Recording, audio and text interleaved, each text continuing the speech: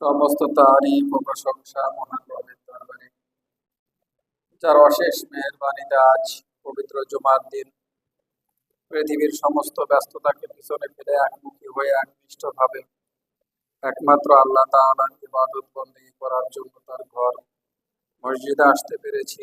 সকলের শুকরিয়া আদায় করে বলি আলহামদুলিল্লাহ। দরুদ ও তাসলিমাত বর্ষিত হোক মানবতার মহান মুক্তির দূত, মহান শিক্ষক আমাদের প্রিয় নেতা নবী করিম সাল্লাল্লাহু আলাইহি ওয়াসাল্লামের উপর। সকলে বলি সাল্লাল্লাহু আলাইহি ওয়াসাল্লাম। গত জমায় আলোচনা করছিলাম, আল্লাহ রাব্বুল আলামিন বলছিলেন শত্রুতায় সবচাইতে মাজা বেঁধে কঠোরভাবে মুসলমানদের বিরুদ্ধে যারা অবস্থান করে তারা হচ্ছে 1 নম্বরে ইহুদি, 2 নম্বরে মুশরিক। আর বন্ধুত্বের দিক দিয়ে কাছাকাছি হলো যারা নিজেদেরকে নাসারা। এই দুই জাতি সম্পর্কে আল্লাহ রাব্বুল আলামিন আমাদের বলছিলেন যে কার সাথে কি ব্যবহার অবলম্বন করতে হবে। তাদের স্বভাব চরিত্র যেমন, আমাদের আচার ব্যবহার তাদের সাথে ওই রকম ভাবেই ঠিক করতে হবে। এই বিষয়গুলো আল্লাহ বলছিলেন। এটাকে বলা হয় পররাষ্ট্রনীতি। পররাষ্ট্রনীতি এবং স্বরাষ্ট্রনীতি, এই নীতিগুলা আমাকে মেনে চলতে হবে এবং এই নীতিগুলা কিভাবে ঠিক করতে হবে সেটাই আল্লাহ আমাদেরকে বোঝাচ্ছিলেন। এই খ্রিস্টানরা বলছেন ওয়ামা লানা লা নুমিনু বিল্লাহি ওয়ামা জাআনা মিনাল হক। আমাদের এমন কি হয়ে গেল যে আমরা আল্লাহর প্রতি ঈমান আনবো না, অথচ আমাদের কাছে হক পৌঁছে গেছে। আমাদের এমন কি হয়েছে যে আমরা আল্লাহর প্রতি ঈমান আনছি না? ওয়ানাতমাউ, অথচ আই ইউদখিলানা রাব্বুনা মা'আল কওমিস সলিহিন। আর আমরা নাতমাউ, তমা হচ্ছে আশা করা, প্রত্যাশা করা। আমরা আশা প্রত্যাশা করব যে আল্লাহ তার সলে বান্দাদের সাথে আমাদেরকে প্রবেশ করাবেন, অর্থাৎ জান্নাতে প্রবেশ করাবেন। ঈমান আনবো না কিন্তু আল্লাহ আমাদের জান্নাত দিবে, এটা কি আশা সঠিক? এই আশা কি মেনে নেওয়া যায়? এটা মেনে নেওয়ার মতন আশা নয়। এটাই বলছে যে আমাদের হইলটা কি, আমরা যদি জান্নাতে যেতে চাই অবশ্যই অবশ্যই আমাদের যে জিনিসটা লাগবে সেটা হচ্ছে ঈমান এবং আমলে সলে। এই দুটা না থাকলে আপনি যাই হন না কেন জান্নাতে যেতে পারবেন। আমরা পরিচয় চাইব। নূহ আলাইহিস সালামের পুত্র কেনান আল্লাহর কাছে এই পরিচয় দিয়ে জান্নাতে যেতে পারবে না যে আমার বাপ নবী। ইব্রাহিম আলাইহিস সালামের পিতা আজর আল্লাহর কাছে এই পরিচয় দিয়ে জান্নাতে যেতে পারবে না যে আমার ছেলে নবী। এগুলো পরিচয়ের দাম আল্লাহর কাছে নাই। আল্লাহর কাছে শুধুমাত্র পরিচয় হবে ঈমান আর আমলের দ্বারা। যার ঈমান ভালো, যার আমল ভালো, সে জান্নাতে যাবে। আর যার ঈমান আমল ভালো নয় সে জান্নাতে যেতে পারবে না। সে হয়তো জালিম, মুনাফিক, কাফের, মুশরিক, বেঈমান বিভিন্ন ক্যাটাগরিতে পড়তে পারে। এরপর আল্লাহ বলছেন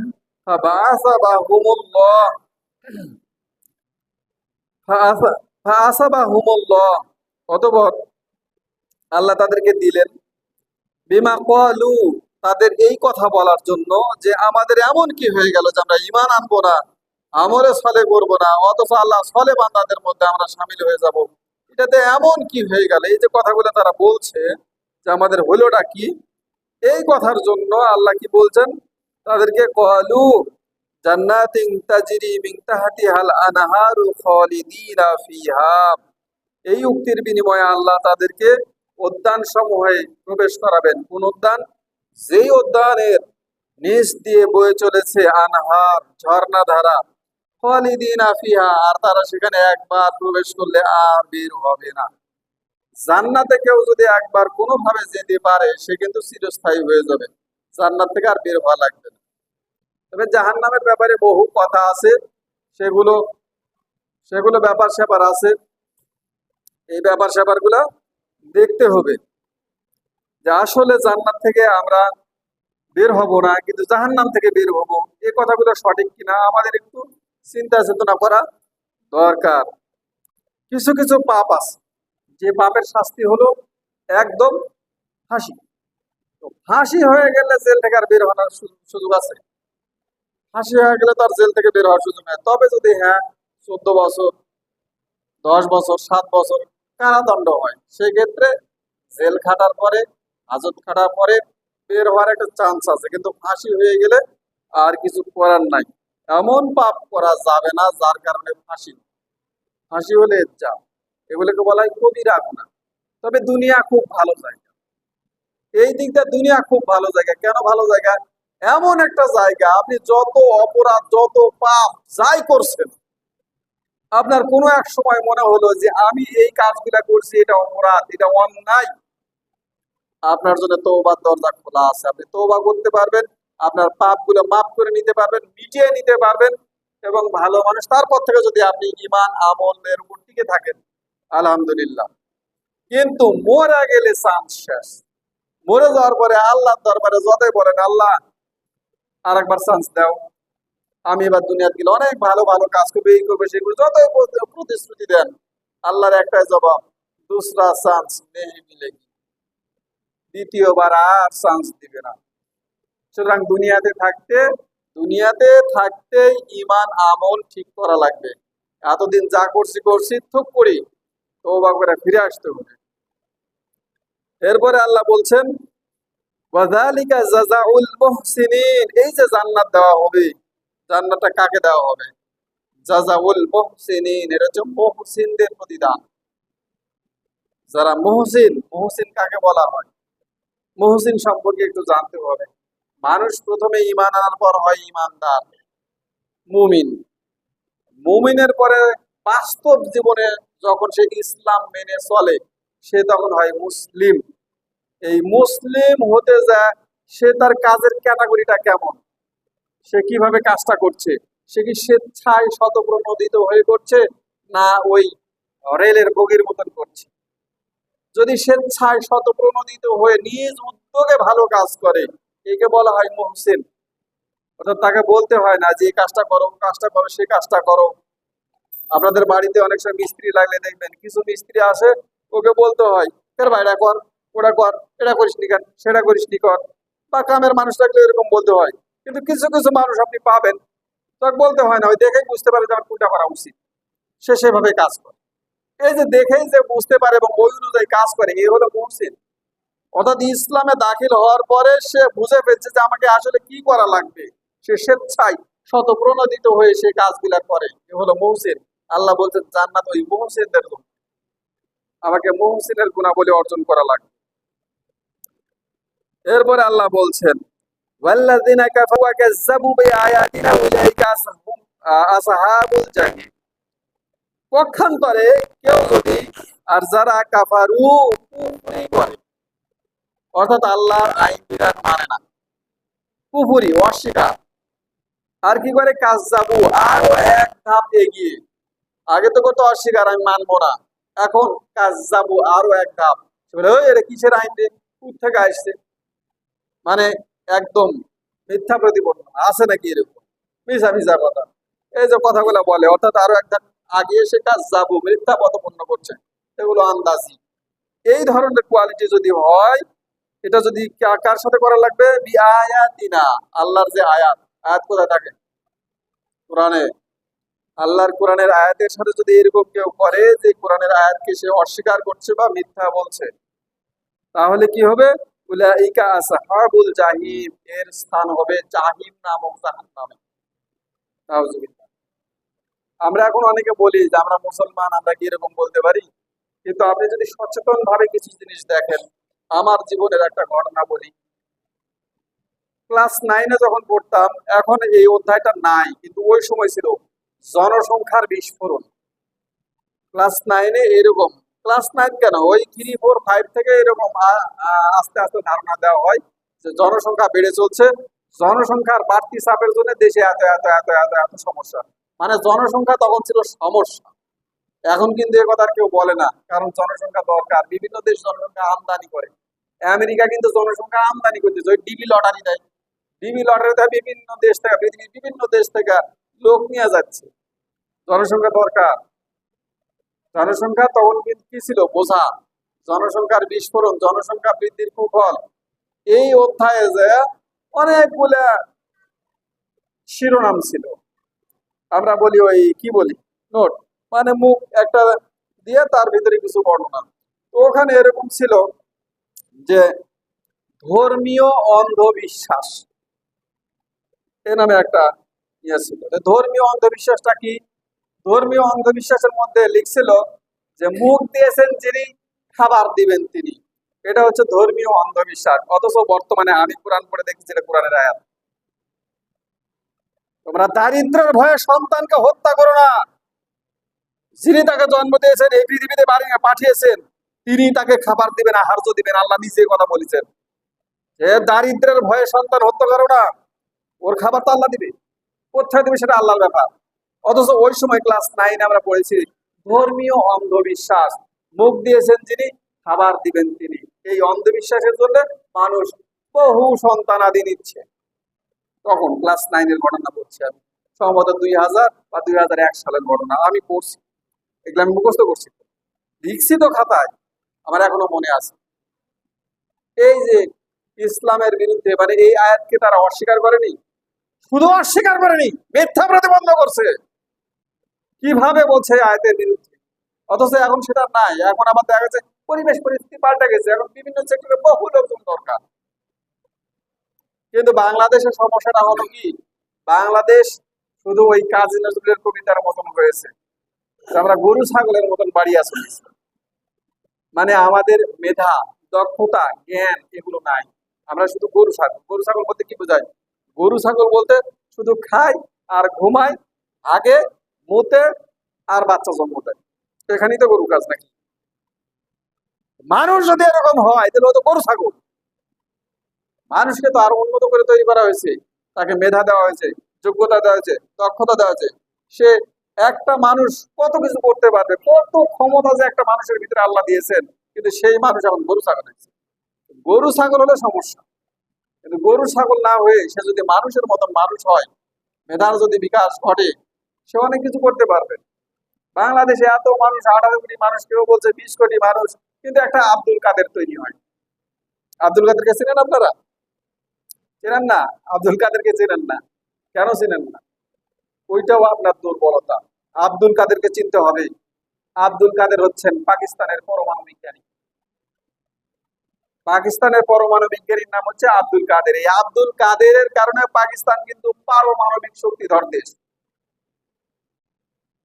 আমার সীমান্তে মানুষ মারে ভারত, কিন্তু ভুলেও পাকিস্তান সীমান্তে মারবে না। কেন জানে? একটা মারলে খবর খারাপ আছে, কিন্তু আমাকে মারতেছে কেন? আমার যদি একজন আব্দুল কাদের থাকতো, আর আমার দেশে যদি পারমাণবিক শক্তি থাকতো, ভারত কি মানুষ মারতো না একদম তেড়াং তেড়াং কথা বলতো? একদম চুপসা যেত। তারপরে যতটুকু শক্তি আছে এটারও সমস্যা। আমি জাতীয়তাবাদে বিশ্বাস করি না, কুফরি মতবাদ, কিন্তু আমি জিয়াউর রহমানকে স্যালুট করি তার একটা কথার জন্য। তিনি যখন প্রেসিডেন্ট ছিলেন, এই যে বাংলাদেশে রোহিঙ্গা দেখছেন, এই রোহিঙ্গা সমস্যা তখনও তৈরি হয়েছিল। শেখ হাসিনা তাদেরকে বাংলাদেশে নিয়ে আসার স্থান দিছে, জাতিসংঘ থেকে লকব নিছে, মাদার অফ হিউম্যানিটি। কিন্তু জিয়াউর রহমান এটা করেননি। জিয়াউর রহমান এটাকে সমস্যা হিসেবেই দেখেছেন। যখন এই পুশিং শুরু হলো, মায়ানমার যখন পুশিং শুরু করলো, তখন কিন্তু বিডিআর ছিল, এখন তো বিডিআর নাই, এখন বিজিবি। বিডিআর ছিল, বিডিআর কে বলে দিলেন এদেরকে আটকাও, আর যদি মায়ানমার সেনাবাহিনী কিছু করে, একটা যদি বুলেট ছুঁড়ে তোমরা 3টা ছুঁড়বা, তোমাদের একজনকে মারলে তোমরা 3টা মারবা।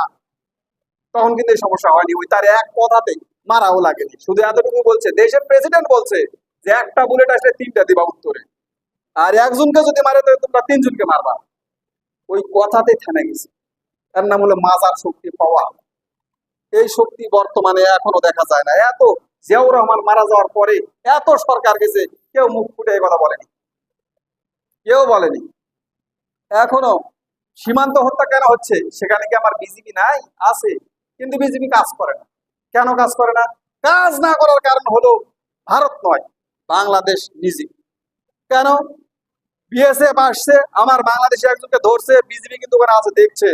বিজেপি ইচ্ছা করে, ইউনূস সরকারের আমলে দেখেননি আপনার, ফেসবুকে দেখছেন, বুকের উপর ধাই ধাই করে যেমন 2টা লাথি দিছে, পা ধরে বলছে দাদা মাফ কর দো, বলছে না? দেখছেন না আপনারা?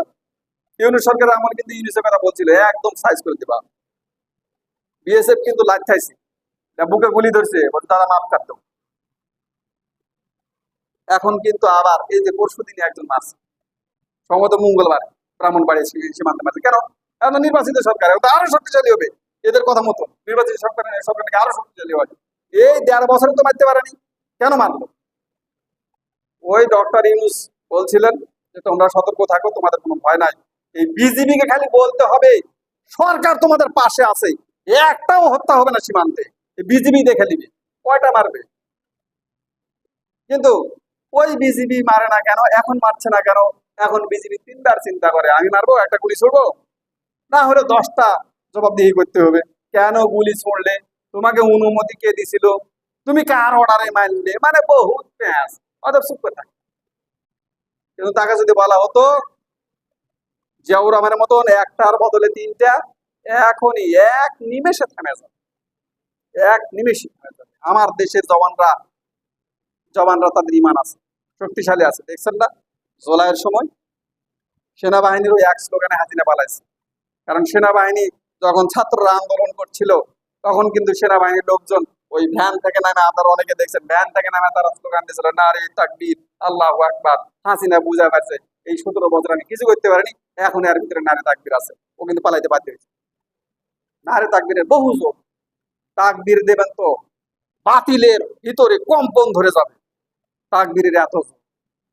ওই তাকবীরের জন্য হাসিনা পালাইছে, না সেনাবাহিনী তাকবীর দিছে মানে সেনাবাহিনীকে এখন আমি কবজা করতে পারি। সেনাবাহিনীর মধ্যে যতদিন তাকবীর থাকবে ততদিন বুঝবেন যে এটা কবজায় নাই, এটা কবজায় নাই। এজন্য হাসিনা পালাতে বাধ্য হয়েছে।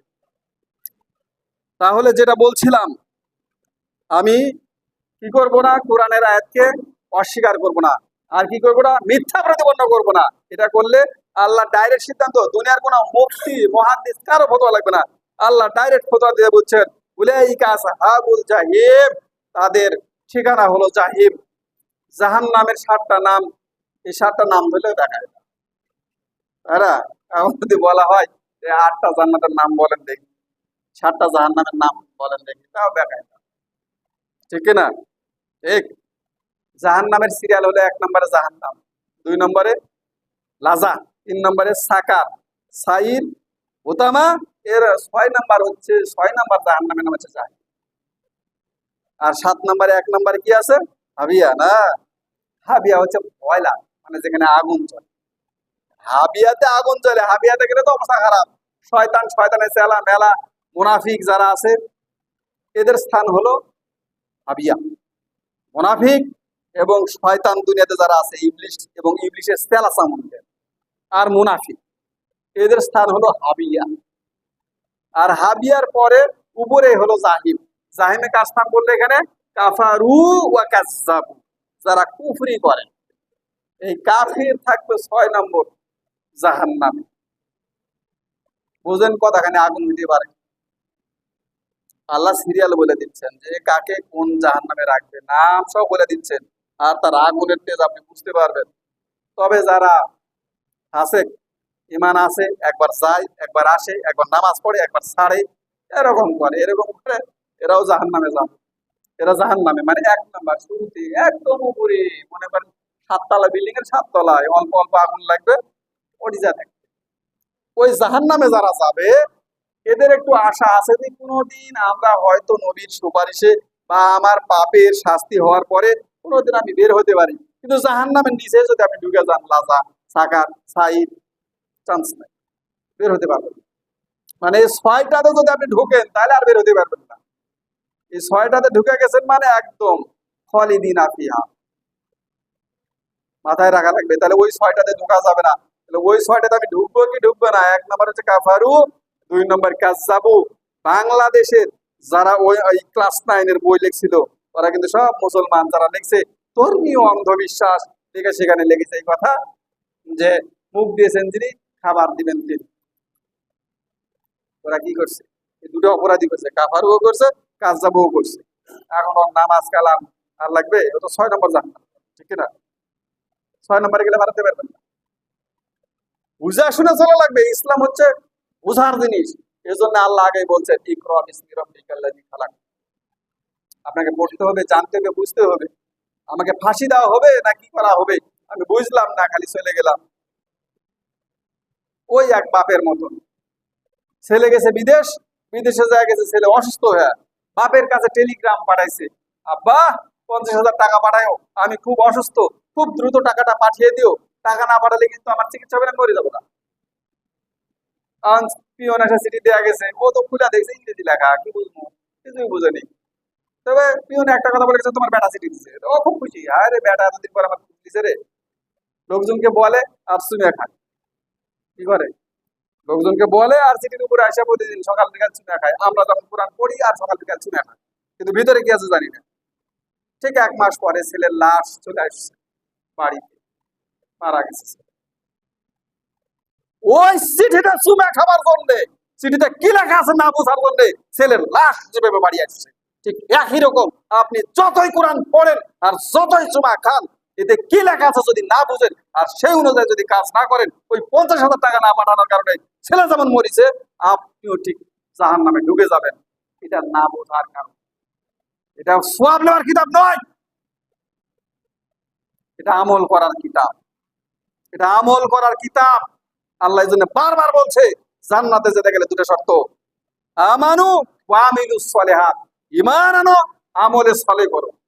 আর আমি মনে করি খালি সুনা খামো আর সুনা খামো আর সুনা, সকালবেলা পড়বো, ঝুলমু আর পড়বো।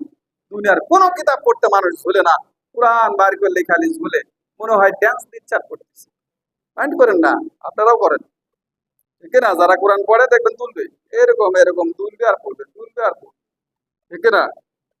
তুলে আর পড়ে, বুঝে ধরে না। দুনিয়ার কোনো কিতাব পড়তে তোলে না, কিন্তু কোরআন পড়তে তোলে, তোলে। আরে কিছু না তুলতে হবে, গান পাইছেন নাকি, গীত, সঙ্গীত, আপনার তো ভিতরে ভয় ঢুকে দেওয়ার কথা। ভিতরে ভয় ঢুকে না কেন? ঢুকতে হবে। যেদিন ভিতরে ভয় ঢুকাতে পারবেন, সেদিন বুঝবেন যে হ্যাঁ, আমার কোরআন পড়ে কাজ হচ্ছে। বুঝতে হবে, যতটুকু বলেছি হক কথা বলেছি, কোরআন থেকে ডাইরেক্ট বলেছি। আল্লাহ রাব্বুল আলামিন আমাদের সবাইকে এই কোরআন বুঝে পড়ে আমল করার তৌফিক দিন। আমিন। বারাকাল্লাহু লানা ওয়া লাকুম ফিল কোরআনিল আযীম। আউযু বিল্লাহি